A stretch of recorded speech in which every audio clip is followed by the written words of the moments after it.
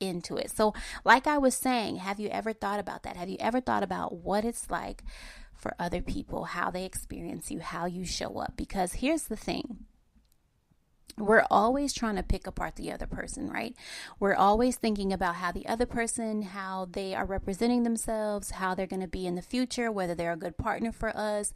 We're going to pick apart the things that they do on the first date. We're going to pick apart the things that they do when we stay together for the first time, when we go on a trip. We're going to pick apart the way that they communicate. We're going to pick apart the way that they argue. They're going to pick apart the way that we're going to pick apart all the things that they do, right? But when do we actually take the time out to pick apart the things that we do? Because it's two people in this. It's not just you, it's another person in this. So the same way that you are wanting to make sure that you are experiencing them in certain ways, or you're making mental notes of how you're experiencing them, they're doing the same thing. They're experiencing you. And so in order for you to want to be able to attract better into your life, you need to be better. And you need to be consistently working on being better. The best version of you is going to show up that way in a potential relationship or in a relationship. So there's no, like, whether you're in a relationship right now, whether you're single, whether you want to be single, whether you don't want to be single, whether you're waiting for something, like, whatever the case may be, you're going to be able to get something from this, because you need to know how you show up, and you need to know the areas that you need to work on. And I'm going to be honest about, I'm going to be a little bit transparent about when I realized that I needed to reflect on how I show up, because it's something that just kind of clicked on for me. And as much as I don't want to give credit where it's due in this circumstance, it was in my last relationship when I realized this more. And this person, he said to me, he said, you know what? A lot of times I realize that you're right about a lot of shit. You say a lot of shit that makes sense. I understand it. But the way that you deliver it is, I shut down, because sometimes your delivery is kind of fucked up. And when he said that to me, I was like, wow, I never thought about that. I'm so focused on trying to get my point across, and I'm so focused on the idea in my mind that I know I'm right about this, and I'm trying to just drive this point home, and I'm just trying to get my point across and make sure I get all of my thoughts out, then I'm not even thinking about the delivery of it. And delivery includes tone too. But even if you're talking just as calm as I'm talking right now, it's still a way that you can deliver it, and it still not even be effective, or it still not be great. There's a lot of different things that you have to consider. You have to consider who you're communicating this with. You have to consider what the circumstances, what the situation is like, just from a big perspective, from the whole perspective, not just yours, not just theirs, from like the whole perspective.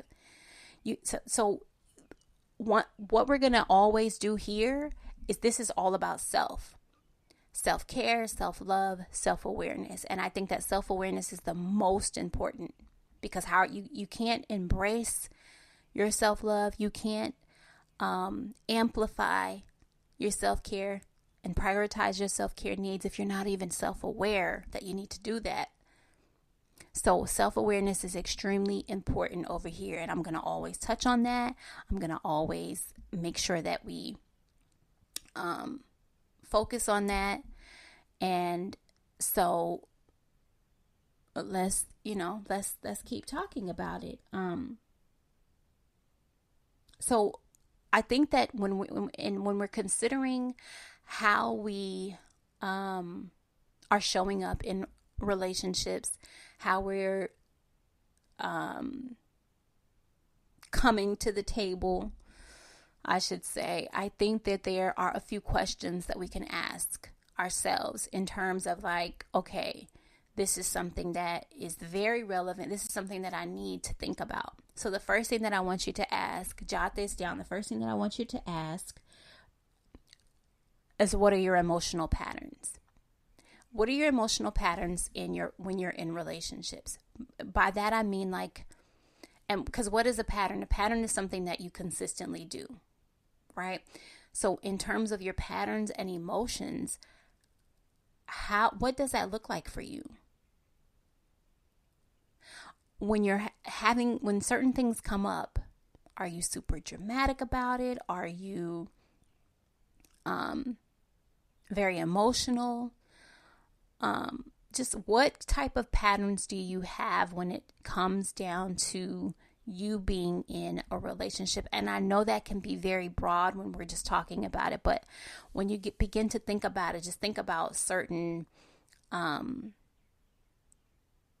things that might come up within a relationship,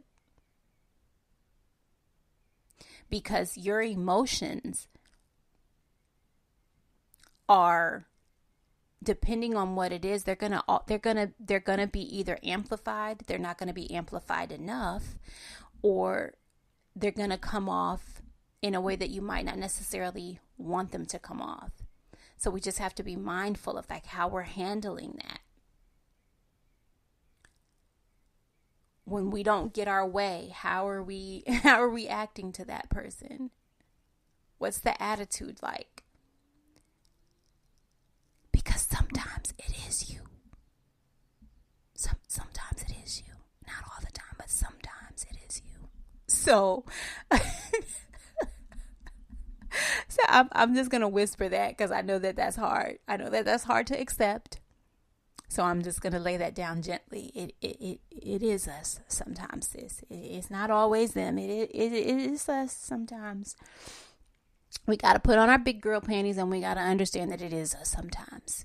And so I just want us to be mindful of that. And I want you to be able to be in a situation, or if you have to ultimately walk away from a situation, I want you to feel good about the idea that you gave it your best and that you tried to show up as your best self.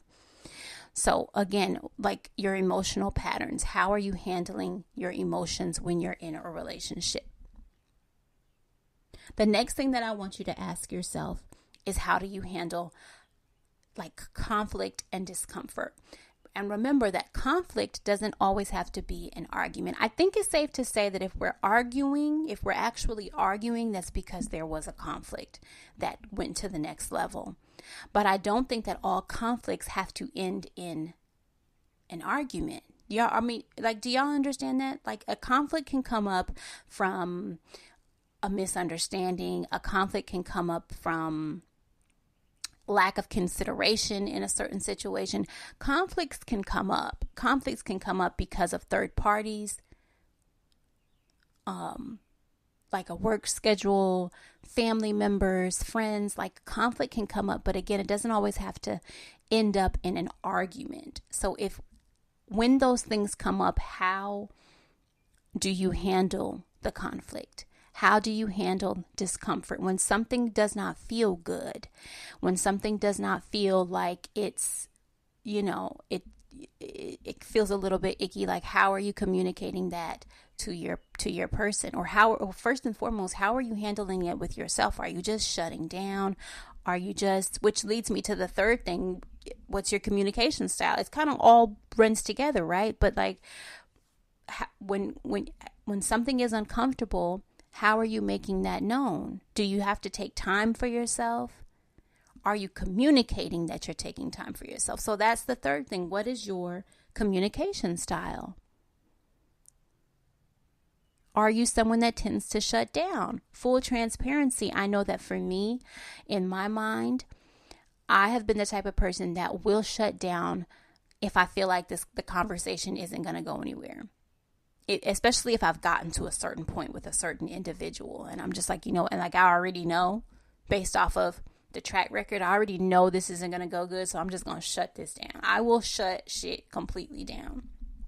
That's not always, I'm not going to say this. It's never good to just shut down. Even when you need to take a moment, you need to like acknowledge that you need to take a moment before you can have this conversation. Don't just shut down. And that's something that I'm like actively trying to work on. I know that like for me, my communication style, like if there's something that I know that we need to talk about, or if I'm asked a question, I tend to be the type of person that wants to reflect on it for a moment. I want to think about it for a second before I just come out and I give you an answer, because I want to make sure that I'm giving you the answer that I mean. How many times have you had a conversation, argument, conflict, whatever, dialogue with someone, and then you reflected on it after the fact and you thought about all of the things that you should have said? I hate when I do that, and I do that often. And that's across the board. There's been times where I've had meetings like with